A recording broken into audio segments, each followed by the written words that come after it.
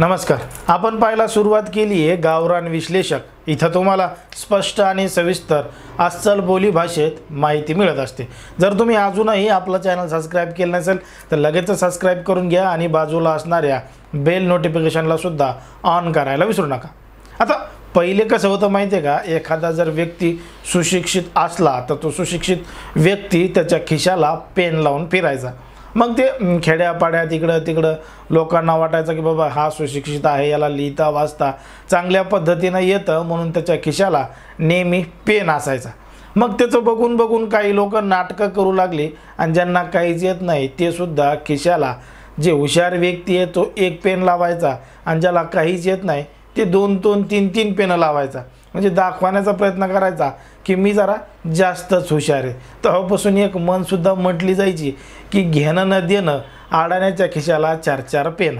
आता हे फक्त मी तुम्हाला साठी सांगतोय की सध्या राजकारणामध्ये सुद्धा तसेच काही लोक वागू लागत आहेत. म्हणजे घेणं न देणं, अडाण्याच्या खिशाला चार चार पेन आणि कोणाच्या नादी लागणं, असंच आपल्याला म्हणावं लागेल. जर आपण पाहिलं तर उबाटा गटामध्ये असे दोन नेते आहेत. एक नाव म्हणजे संजय राऊत यांचं आणि दुसरं नाव म्हणजे सुषमा अंधारे यांचं. आता असे प्रत्येक पक्षामध्ये एक दोघ जण असतात. त्यामध्ये भाजपचं जर बघितलं तर गोपीचंद पडळकर आहेत. राष्ट्रवादीचं जर धरलं तर त्यांच्यामध्ये अमोल मिटकरी आहेत आणि एकनाथ शिंदे यांच्या गटामध्ये पण अजून एक दोन तसे आहेत. ते घेणं न देणं काहीही बोलत असतात.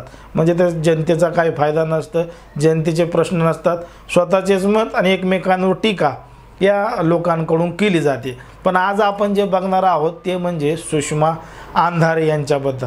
सुषमा अंधारे यांनी घेणं न देणं काय केलंय ऐका. म्हणजे गणेशोत्सवामध्ये डीजेने जर डिफनेस आला, वर्षानुवर्ष लोक सांगतात त्यावेळेला लक्षात येत नाही. लेझरमुळे दृष्टी जाते, लक्ष दिलं जात नाही.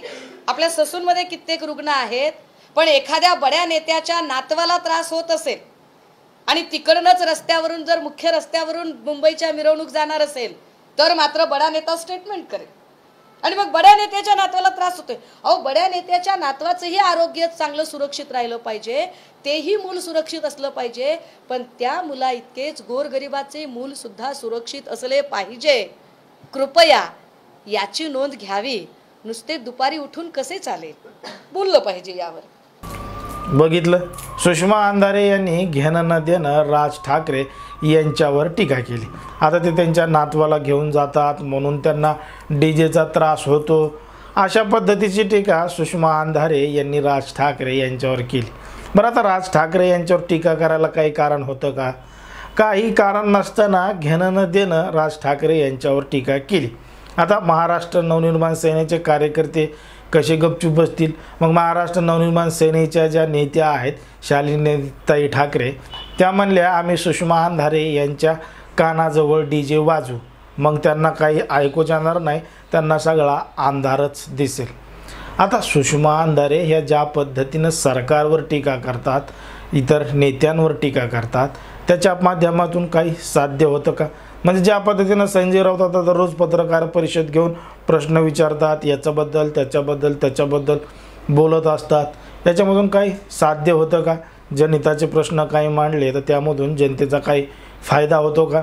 असं सुद्धा आपल्याला या ठिकाणी वाटू लागतं. म्हणजे कसं आहे माहिती आहे का, स्वतः घेणं न देणं, काहीही बोलून, कितीही बडबड करून, यामुळं कुठंतरी माणसाची किंमत कमी होऊ लागते. आणि असे जे लोक आहेत ना दररोज बडबड करणारे, यांची किंमत त्याच पद्धतीनं कमी होऊ लागते.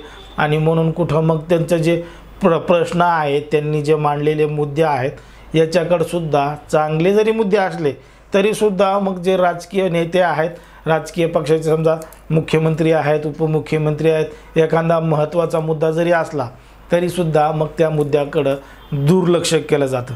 कारण की मग यांचं जे वायफळ बोलणं आहे, या अशा बोलण्यामुळं चांगले मुद्देसुद्धा बाजूला पडू लागतात, असंच आपलं या ठिकाणी वाटतं. आता संजय राऊत यांनी जो सरकारवर टीका केली होती की कशा पद्धतीनं देवेंद्र फडणवीस हे डमरू वाजवतात, दोन माकडं त्यावर नाचतात, मदाऱ्याचा खेळ, असं काहीतरी संजय राऊत यांनी टीका केली होती. त्यावर देवेंद्र फडणवीस डायरेक्ट म्हणले की संजय राऊतांबरोबर मी बोलायला संजय राऊत एवढे काही मोठे नाहीत. बघा, स्वतःची इज्जत स्वतःच घालून घेणं याला म्हणतात. देवेंद्र फडणवीस डायरेक्ट त्यांच्या उत्तर देण्याला टाळलं. खोटं वाटतंय? ऐका. संजय राऊतांनी असं म्हटलं की तुम्ही मदारी आहात आणि एकनाथ शिंदे आणि यांना तुम्ही नाचवत आहात अशा पद्धतीचं. संजय राऊत कदाचित त्यांच्या पार्टीतलं सांगत असतील, त्यांच्याकडे कोण मदारी आणि कोण बंदर आहे हे सगळ्यांनाच माहिती आहे. त्याच्याबद्दल मी बोलण्याची आवश्यकता नाही आहे, पण मी कधी त्याच्यावर प्रतिक्रिया देत नाही, कारण संजय राऊत हे काही मी प्रतिक्रिया देण्याबाबत मोठे नाही आहेत. एशियन गेम हिंदीमध्ये बघितलं देवेंद्र फडणवीस काय म्हणतायत. मग या सगळ्या गोष्टीमुळं वाटतं की राजकारणामध्ये हे जे काही नेते आहेत, ज्यांचे नाव आपण सुरुवातीला पाहिले, या नेत्यांनी एकमेकांवर टीका करून स्वतःचा पक्ष मोठा होत असतो का? त्यासाठी जनतेत जावं लागतं. जनतेला जे प्रश्न आहेत ते प्रश्न सोडवावे लागतात आणि तिथून तुमचा पक्ष मोठा होत असतो. जर तुमच्या पक्षामध्ये कार्यकर्ते मोठ्या प्रमाणात आले, अनेक लोक सहभागी झाले, तर मग पक्ष मोठा होत असतो. एकमेकांवर राजकीय लोकांवर टीका करून होत नसतो. याच्यामुळं असं वाटतं की घेणं ना देणं, आडण्याच्या खिशाला चार चार पेनं. या संपूर्ण प्रकरणावर तुम्हाला काय वाटतं हे अगदी स्पष्टपणे आम्हाला कमेंटमध्ये सांगा. आणि अशाच पद्धतीचे नवनवीन व्हिडिओ पाहण्यासाठी आपल्या चॅनलला लगेच सबस्क्राईब करून घ्या. धन्यवाद.